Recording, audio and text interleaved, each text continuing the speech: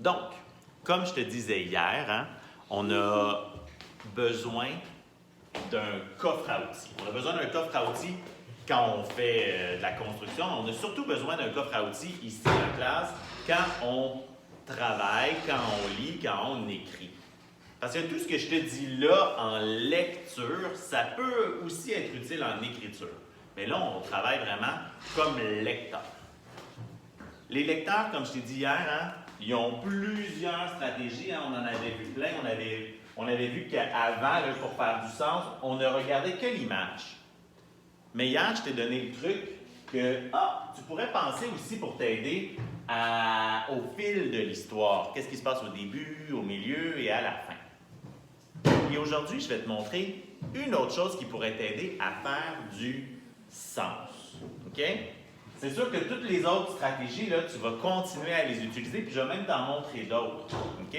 Mais l'idée, Alice, c'est toujours d'arriver à faire du sens.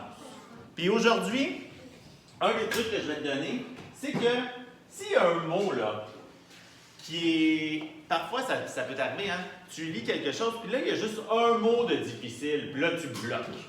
Il y a des amis qui font les bonhommes de neige, il y a des amis qui disent « Ah, oh, papa, maman, monsieur Guillaume, dis-moi, c'est quoi ce mot-là? » Qui font les dis-le-moi. Il y en a qui font comme s'ils savaient, ils jouent au blagueur. Mais c'est pas des super bonnes habitudes, parce que pour tout ça, là, ça t'aide pas à faire du sens. Donc aujourd'hui, je vais te montrer que tu peux continuer à lire et essayer de te poser la question « Ah, mais quel mot ferait du sens ici? » Puis ensuite, peut-être aller travailler avec les autres stratégies que je t'ai montrées. Je vais te montrer comment ça peut à quoi ça peut ressembler dans un livre informatif, hein, dans un livre de Tatsu Nagata qui s'appelle « Le serpent ». On va aller à une page en particulier et je vais te montrer comment je vais réussir moi. Ah, tu le sais, je vais faire semblant. Je vais faire comme si j'étais un lecteur de première année qui est devant un mot difficile. Puis je vais m'arrêter puis je vais te montrer comment je peux réussir à résoudre mon problème.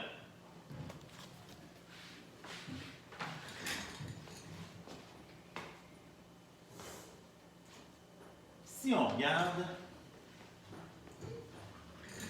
ici, OK? Là, premièrement, quand j'arrive, je regarde mon image. Ah, OK.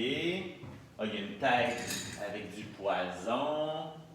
Il y a ses dents. Sa tête. Ah, peut-être qu'il y a du poison dans ses dents. Tu vois, l'image déjà nous aide à faire du sens. Et là, je vais commencer. Puis là, il ne faut pas jouer au blagueur puis juste faire blablabla, ses dents ont du poison, puis on passe. Non, on essaie de lire vraiment les mots. Peut-être qu'il y a des mots précis qui vont nous aider à mieux comprendre. Faut pas faire blablabla. Tu as bien raison, regarde. Donc, je continue. Leur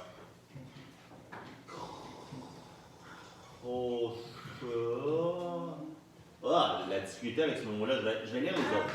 Leur contiennent du poison.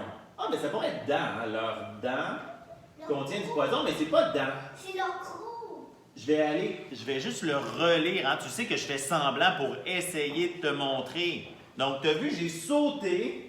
Je me suis dit, ben, ça pourrait être dents, parce que leurs dents contiennent du poison, ça fonctionne. Mais c'est pas ça que l'auteur a décidé d'écrire. Il y a des amis qui me disent, c'est peut-être croc. Ah, je pourrais essayer comme ça, mais je pense que c'est plus grand que le mot croc. Je vais le relire. Leur leurs crochets contiennent du poison. Leurs crochets. Ah, c'est le mot précis pour dents. Donc, tu as vu, au début, je pensais que c'était. Je ne le savais pas. Je l'ai sauté. J'ai essayé de dire, ben le mot dents fonctionnerait. J'ai essayé avec dents, leurs dents. Puis après, j'ai dit, ben c'est pas le mot dents. Ça commence par un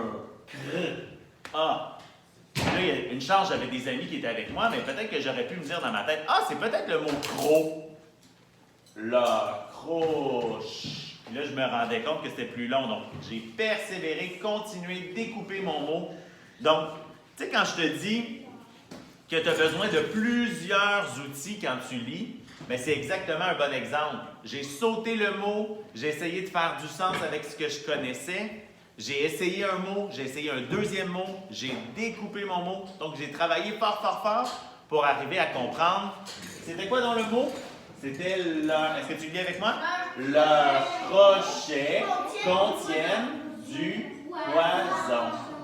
Et on l'avait vu au départ, hein? On avait regardé l'image, Anthony. Dans l'image, là je vais la montrer aux amis qui sont à la maison. Dans l'image, on voyait un petit signe qui veut dire poison.